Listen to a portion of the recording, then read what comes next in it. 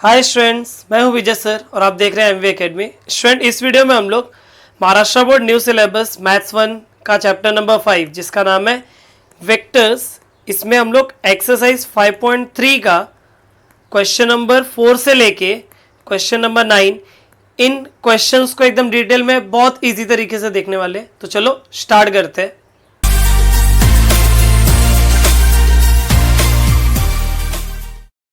So student देखो question क्या है। Question number 4, show that the sum of the length of projection of this vector on the coordinate axis where value of p q r are given is 9। मतलब इस vector को अगर समझ जाओ, मैंने नाम दे दिया a बार, तो लेट a बार क्या है, a bar p i plus q j plus r के।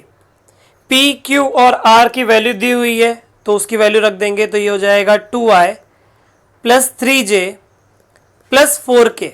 तो ये हो गया मेरा a बार का वैल्यू, राइट। इसके बाद में क्या बोला है कि प्रोजेक्शन, इसका प्रोजेक्शन कोऑर्डिनेट एक्सिस पे, तो प्रोजेक्शन से जब ये आता है कंसेप्ट, तो a बार ऑन b बार, इसका प्रोजेक्शन क्या होता है, projection of a bar on b bar, a bar dot b bar upon mod of v बार, जिसके ऊपर प्रोजेक्ट करते हैं वो अपॉन में आता है उसका मॉड, बराबर। ये क्या है, projection of a bar on b बार, ठीक है। इसी कंसेप्ट पे अगर मैं बोलूं कि projection of this a bar on coordinate axis, तो कोऑर्डिनेट एक्सिस में एक x एक्सिस हो गया, एक y एक्सिस हो गया और एक z एक्सिस हो गया। और x एक्सिस को कौन रिप्रेजेंट करता है, x एक्सिस को आपका i कैप रिप्रेजेंट करता है, राइट। तो देखते हैं, देखो projection of a bar on x axis is, क्या है इसका प्रोजेक्शन, क्या आएगा formula, a bar dot i cap, क्योंकि x एक्सिस मतलब i कैप हो गया, और अपॉन मॉड ऑफ i, ठीक है। तो ये कितना हो जाएगा, ये हो जाएगा आपका 2i plus 3j plus 4k, ये a बार की वैल्यू रख दिया, इंटू आई कैप और अपॉन में mod of I cap. Mod of I cap कितना हो जाएगा, 1। कैसे, ये यूनिट वेक्टर है और यूनिट वेक्टर का मैग्नीट्यूड क्या होता है, 1 होता है, बराबर। अभी डॉट प्रोडक्ट कैसे होता है, आई वाला आई वाले के साथ प्लस जे वाला जे वाले के साथ, के वाले का के वाले के साथ। तो यहाँ पे तो अकेला बंदा है, तो सिर्फ मल्टीप्लीकेशन में क्या आएगा, मल्टीप्लीकेशन में 2 into 1 plus 3 into 0 plus 4 into 0 और अपॉन में 1, मतलब ये मिल गया आपको 2 upon 1 which is 2। Understood. Same तरीके से projection of a bar on y axis हम लोग निकाल सकते हैं। Projection of a bar on y axis, ठीक है, इस लिखने की जरूरत नहीं है। तो ये क्या आ जाएगा, a bar dot j cap और अपॉन में भी क्या आ जाएगा, अपॉन में भी आ जाएगा अपने को मॉड ऑफ j कैप। तो ये हो जाएगा आपका a बार का वैल्यू क्या है, a बार का वैल्यू है 2i plus 3j plus 4k dot j cap upon में 1। तो यहाँ पे j वाले के साथ मल्टीप्लाई होगा और बाकी दोनों 0 हो जाएंगे, तो 3 अपॉन 1 हो जाएगा 3, ठीक है। देन लास्ट में projection of a bar on z axis, ये क्या हो जाएगा, a bar dot k cap upon mod of k cap. तो this is equal to 2i plus 3j plus 4k dot k cap upon 1। तो यहाँ पे क्या हो जाएगा, 4 अपॉन 1, क्योंकि k वाला सिर्फ एक ही है ना, 4 वाला, तो हो जाएगा 4। हमको क्या बोला था, हमको बोला था कि इनका समेशन 9 के इक्वल होता है, ये प्रूफ करो। तो आपके सामने देखो कौन है, एक 2 है, एक 3 है और एक 4 है। तो फाइनल आंसर क्या आ जाएगा, देयरफॉर सम ऑफ प्रोजेक्शंस, तो सम ऑफ प्रोजेक्शंस क्या हो जाएगा, 2 प्लस 3 जो 5 हो गया, 5 प्लस 4 ये हो गया 9। तो फाइनल आंसर आ जाएगा 9, और यही आपको देखो प्रूफ करना था। सिंपल है ना। ठीक है, चलो आगे बढ़ते हैं क्वेश्चन नंबर 5 पे। देखो स्टूडेंट, क्वेश्चन नंबर 5 में क्या बोला है, suppose that all sides of a quadrilateral are equal in length and opposite sides are parallel, use vector method to show that the diagonals are perpendicular. क्या बोला है, ये देखो, ये मैंने पहले से थोड़ा सा काम आप लोगों के लिए कर लिया ताकि आपका टाइम बचे। ABCD एक क्वाड्रिलेटरल है जहां पे उसके जो साइड्स है, ठीक है, वो उसका लेंथ इक्वल है और जो साइड्स हैं वो पैरेलल है, ठीक है। तो इसका मतलब ये देखो, ये साइड्स इक्वल हो गया और अपोजिट साइड्स जो है वो पैरेलल है, मैंने ऐसा बता दिया, ठीक है। तो यहाँ से मुझे क्या पता चलेगा, अगर वेक्टर फॉर्म में बोलूँ तो AB जो है वो DC के इक्वल है और AD जो है वो BC बार के इक्वल है और मैग्नीट्यूड वाइज चारों इक्वल है। तो देखो क्या करेंगे, हमें क्या प्रूव करना है कि डायगोनल्स परपेंडिकुलर है, मतलब AC बार जो है वो BD को परपेंडिकुलर, और हमें पता है कि A बार डॉट B बार अगर 0 होता है तो ये कब पॉसिबल होता है, जब A बार और B बार परपेंडिकुलर हो, प्रोवाइडेड कि ये दोनों नॉन जीरो वेक्टर होने चाहिए, ठीक है। तो देखते हैं, तो पहला AC बार डॉट BD बार हमें कंसीडर करना पड़ेगा। अगर वो 0 आ गया तो इसका मतलब है कि AC और BD जो है वो परपेंडिकुलर है, तो AC डॉट BD। अब देखो, इस ट्रायंगल में मुझे A से लेके C तक पहुंचना है, A से लेके C तक, तो A से B जाऊंगा फिर B से C जाऊंगा, राइट। मतलब AC के जगह पे मैं लिख सकता हूं AB bar plus BC bar into, अब BD का देखो, किसका, BD का क्या लिखना पड़ेगा मुझे, BC प्लस CD, तो उसके जगह पे लिख दिया मैंने BC प्लस CD।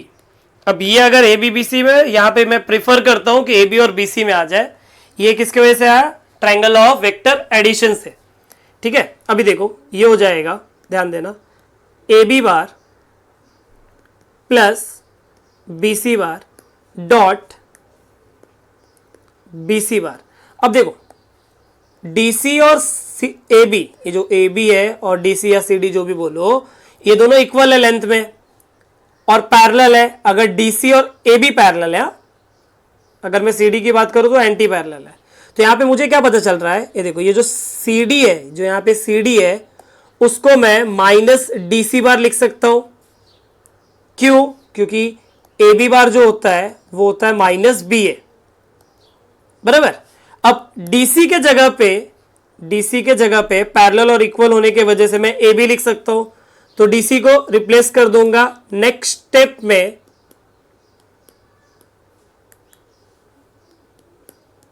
किससे रिप्लेस करूंगा, AB से। चाहिए रहेगा तो यहां पे रीजन बता सकता हूं कि DC bar is equal to AB bar. अब क्या करो, अब एक एक करके मल्टीप्लाई कर दो, AB को इससे फिर इससे मल्टीप्लाई करो, तो AB bar dot BC bar, then minus AB bar dot AB bar, AB का मल्टीप्लीकेशन हो गया, अब BC को मल्टीप्लाई करो, plus BC bar dot BC bar minus BC bar dot AB bar. I think ये और ये कैंसिल हो जाएगा। बोलोगे सर क्यों, क्योंकि हमें पता है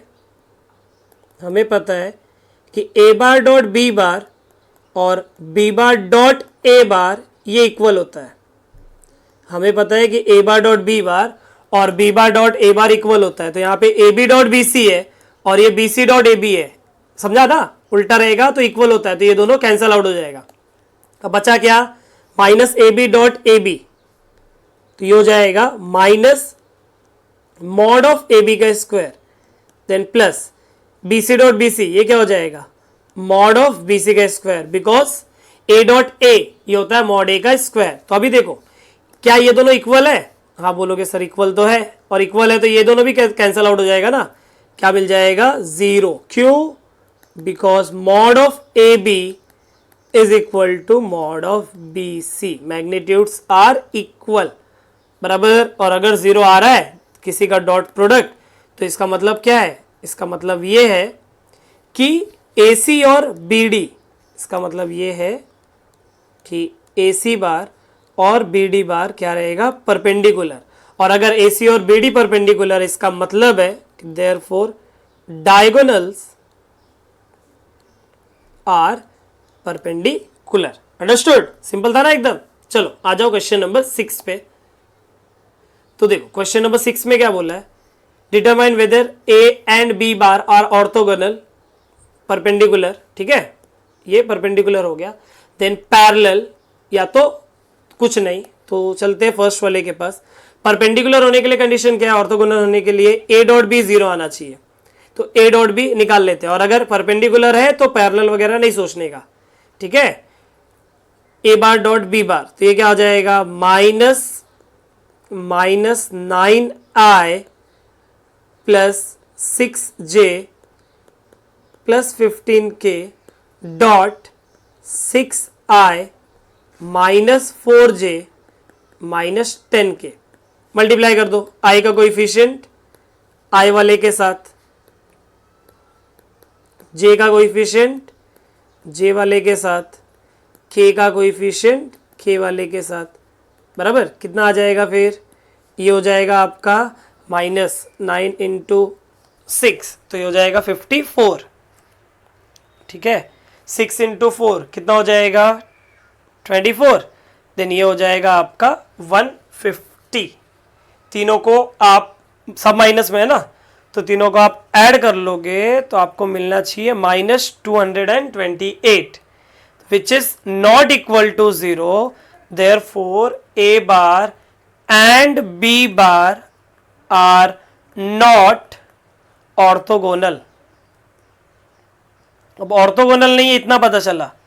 बराबर, अभी क्या करना है, पैरेलल है कि नहीं, पैरेलल के लिए प्रोपोर्शनल होना चाहिए, मतलब i का कोएफिशिएंट अपॉन i का coefficient that should be equal to j का कोएफिशिएंट अपॉन j का कोएफिशिएंट, और वो किसके इक्वल होगा, k का कोएफिशिएंट अपॉन k का कोएफिशिएंट। क्या बोला मैंने, a1 अपॉन a2 मतलब i का कोएफिशिएंट। तो ये क्या आ जाएगा, देखो a1 अपॉन a2 से अच्छा b बार है ना, a1 अपॉन b1 बोलो, a1 अपॉन b1। तो ये क्या हो जाएगा, माइनस 9 अपॉन में क्या, अपॉन में है 6, माइनस 9 अपॉन 6 कितना हो जाएगा, माइनस 3 अपॉन 2। अब a2 अपॉन b2 बोलो, j का कोएफिशिएंट मतलब 6 अपॉन माइनस 4। बराबर ना, कितना आ जाएगा, माइनस 3 अपॉन 2। फिर a3 अपॉन b3 बोलो, कितना आएगा ये, 15 अपॉन माइनस 10। ये भी कितना आ गया, माइनस 3 अपॉन 2। तो यहाँ से मुझे क्या पता चल गया कि प्रोपोर्शनल है, a1 upon b1, a2 upon b2, ये सब क्या है, इक्वल है, a3 अपॉन b3। और अगर तीनों इक्वल है तो इसका मतलब होता है therefore a bar and b bar are parallel to each other. Understood? Second वाला सेम पैटर्न पे सॉल्व करो, आपको यहाँ पे 0 मिल जाएगा और यहाँ पे 0 मिला मतलब ऑर्थोगोनल। तो सेकेंड वाला आपके लिए रख रहा हूँ, मैं थर्ड और फोर्थ कराता हूँ। तो देखो थर्ड वाला अगेन सेम फंडा, a bar dot b bar consider करेंगे। तो a बार डॉट b बार, तो minus 3 upon 5i plus 1 upon 2j plus 1 upon 3k dot 5i plus 4j plus 3k। ठीक है, चलो मल्टीप्लाई करो, क्या आ जाएगा, minus 3 upon 5 into 5 plus 1 upon 2 into 4 plus 1 upon 3 into 3।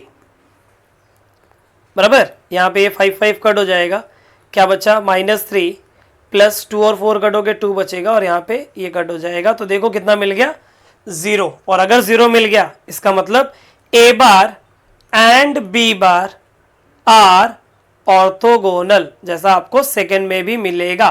ठीक है, लेकिन सेकंड का कोएफिशिएंट कैसा, थोड़े सिंपल वाले हैं ना, इसलिए मैं सेकंड आपके लिए रखा, थर्ड वाला करा दिया। तो आ जाते फोर्थ वाला देख लेते हैं। तो देखो फोर्थ वाले में सेम फंडा, a bar dot b bar consider करो।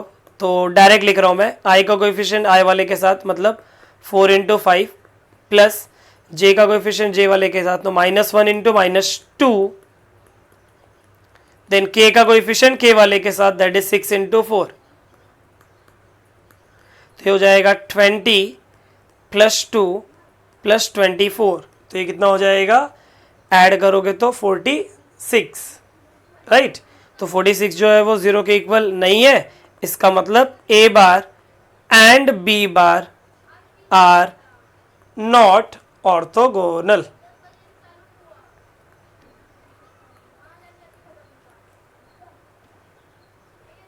ठीक है, अभी चलते हैं पैरेलल के पास। तो उसके लिए a1 अपॉन b1 निकालो, वो कितना हो जाएगा 4/5, ठीक है। a2 अपॉन b2 निकालो, वो कितना हो जाएगा -1 upon -2, that is 1 upon 2। And a3 upon b3 निकालो, हो जाएगा 6 upon 4, that is 3 upon 2, right. क्या ये तीनों इक्वल है? आई थिंक नहीं है। इसका मतलब a1 upon b1 is not equal to a2 upon b2 and that is not equal to a3 upon b3। इसका मतलब therefore a bar and b bar are not parallel. और दोनों को अगर एक साथ बोलो, इसको ऑर्थोगोनल और पैरेलल नहीं को, therefore a bar and b bar are neither orthogonal nor parallel. ठीक है, चलो आ जाते हैं हम लोग क्वेश्चन नंबर 7 पे।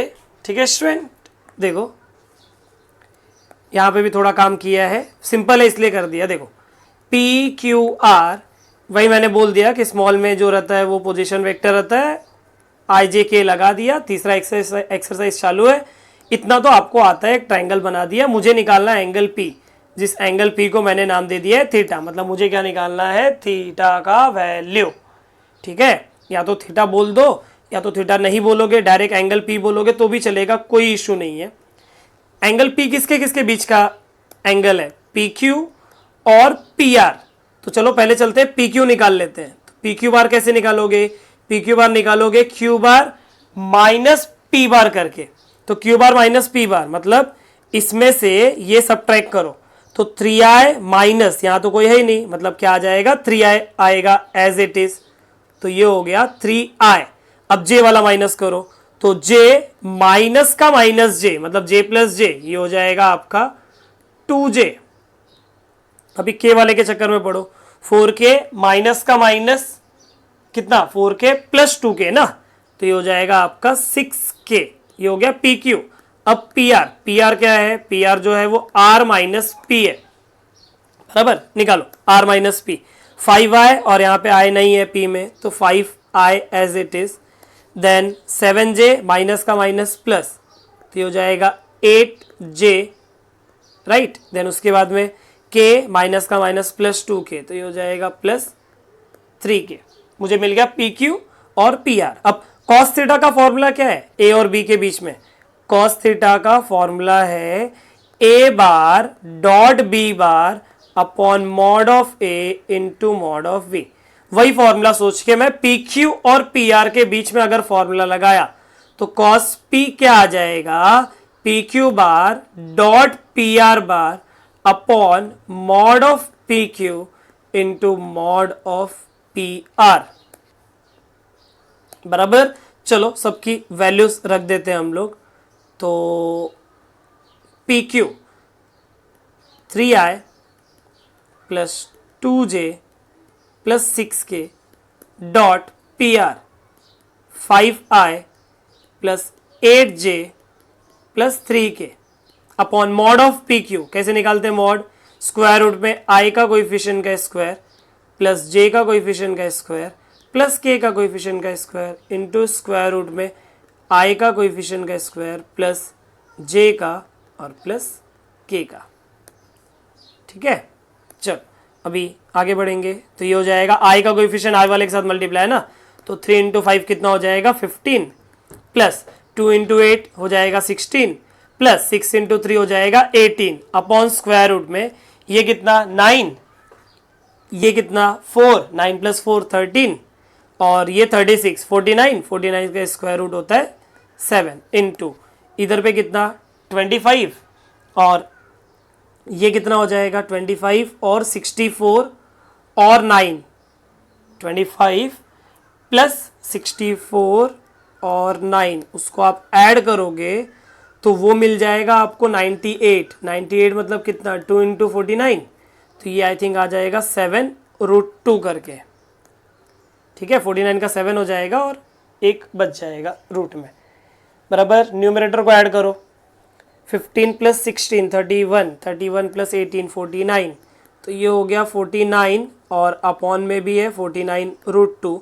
49 49 कैंसिल होके 1/√2, तो कॉस पी का वैल्यू 1/√2 मिला, बराबर। तो वहाँ से मुझे क्या पता चल जाएगा कि पी का वैल्यू जो है वो π/4, या तो जिसको हम लोग 45 भी लिख सकते, ये है। अंडरस्टूड। आ जाओ क्वेश्चन नंबर 8 पे। वीडियो पसंद आ रहा होगा, सब समझ में आ रहा होगा तो वीडियो को जरूर लाइक और कमेंट कर सकते हो।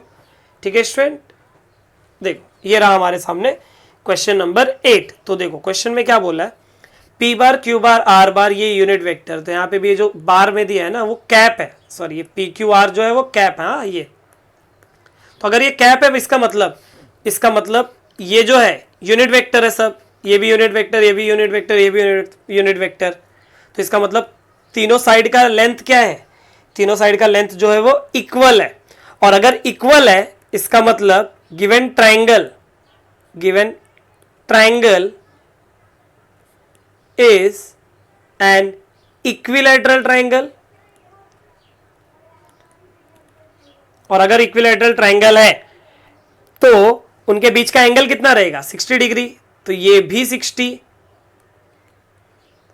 बराबर, ये भी आपका 60 रहेगा और ये एंगल भी आपका 60 डिग्री रहेगा। क्या बोला है अभी निकालने को, P बार डॉट Q बार, तो चलो सॉरी P कैप है, P cap dot Q cap, तो P cap dot Q cap, A bar dot B बार क्या होता है, mod A into mod B into cos theta, तो हो जाएगा mod P into mod Q into cos of angle between P cap and Q cap. P और Q के बीच का angle कितना है, P और Q के बीच का एंगल 60, तो यहां पे मैं लिख दूंगा 60 degree. Mod P cap unit vector मतलब 1, मॉड Q कैप 1, कॉस 60 होता है हाफ, तो आंसर आ गया हाफ, हो गया आंसर P बार डॉट Q बार का। देखिए कितना चिंदी क्वेश्चन था। अभी चलते हैं P cap dot R cap, तो ये हो जाएगा mod of P cap into mod of R cap into cos of 60, क्यों, क्योंकि P और R के बीच में भी जो एंगल है ना वो 60 ही है, तो ये हो जाएगा 1 into 1 into 1/2, that is equal to 1/2। This is our final answer. Understood. तो लास्ट क्वेश्चन इस वीडियो का बचा है, क्वेश्चन नंबर 9, तो चलो उसको भी फटाक से देख लेते हैं। सो स्टूडेंट ये रहा हमारे सामने एक इंपॉर्टेंट क्वेश्चन। क्या है देखो question, proof by vector method that the angle subtended of the semi circle is a right angle, मतलब एक सेमी सर्कल बनाया, ये एंगल सबटेंड कर रहा है ना, ये एंगल सी, अपना ये जो एंगल सी है ये 90 डिग्री है, ये प्रूफ करना। और वो कैसे होगा, जब ये AC जो है वो BC को परपेंडिकुलर रहेगा तब, राइट। तो क्या किया है देखो, let R be the radius where O is centre of the circle, फिर ABC जो है वो 3 पॉइंट ले लिया मैंने सर्कल पे, such that AB represent a diameter. ठीक है, पॉइंट A का, पॉइंट B का और पॉइंट C का पोजीशन वेक्टर को मैंने A बार, B बार और C बार बोल दिया। ठीक, तो देखो ये भी R है और ये भी R है, और यहां पे अगर मैं एक बना दूं लाइन तो ये भी R है, तो मतलब यहां से क्या पता चला कि मॉड ऑफ C जो है वो R है, मॉड ऑफ A जो है ये मॉड ऑफ V के इक्वल है, ये भी R है, मतलब तीनों इक्वल है, तीनों रेडियस है, तीनों इक्वल लिख सकता था मैं। अब देखो अगर मैं A बार बोलूं तो A बार ऐसा रहेगा ना, और B बार बोलूं तो B बार ऐसा रहेगा, ओरिजिन के रिस्पेक्ट में रहता है ना, बराबर। तो मॉड सॉरी A बार जो है वो B बार के इक्वल है इन लेंथ मैग्नीट्यूड, लेकिन डायरेक्शन अपोजिट होने के वजह से माइनस लगा रहा हूं मैं। A बार जो है वो माइनस B बार के इक्वल, या तो इसको मैं B bar is equal to minus A bar दोनों बोल सकता हूं, आपकी मर्जी, ये बोलना है ये बोलो, ये बोलना है ये बोलो, आपकी मर्जी है, दोनों करेक्ट है। ठीक है, अभी देखते हैं हम लोग क्वेश्चन को सॉल्व करते हैं के लिए। तो देखो क्या आ जाएगा, मेरे को क्या प्रूफ करना है, ये सी ए और सी बी परपेंडिकुलर है, तो consider c a bar dot c b bar. तो सी ए बार मतलब क्या आएगा, ए बार माइनस सी बार, और सी बी मतलब क्या, बी बार माइनस सी बार, राइट। अब यहां पे मैंने क्या लिखा, बी बार जो है वो माइनस ए बार के इक्वल है, यहां पे सब्स्टिट्यूट कर दो, तो ये हो जाएगा ए bar minus c bar dot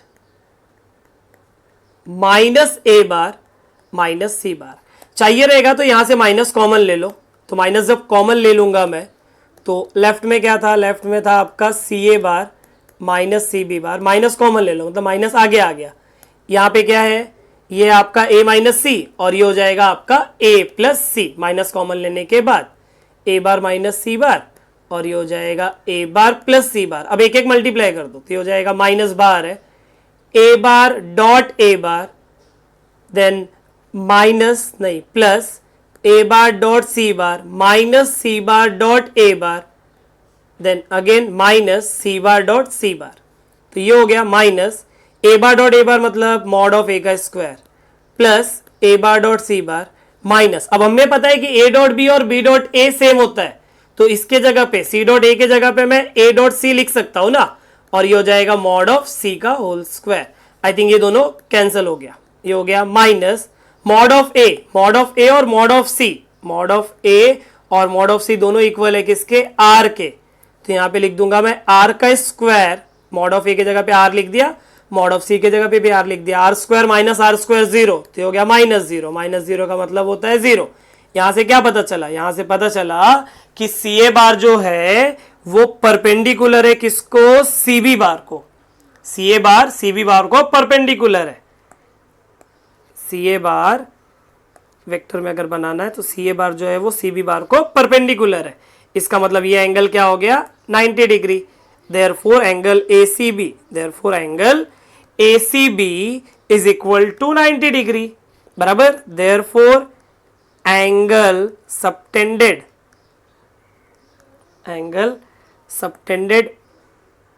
by, or sorry, angle subtended on semicircle, angle subtended on semicircle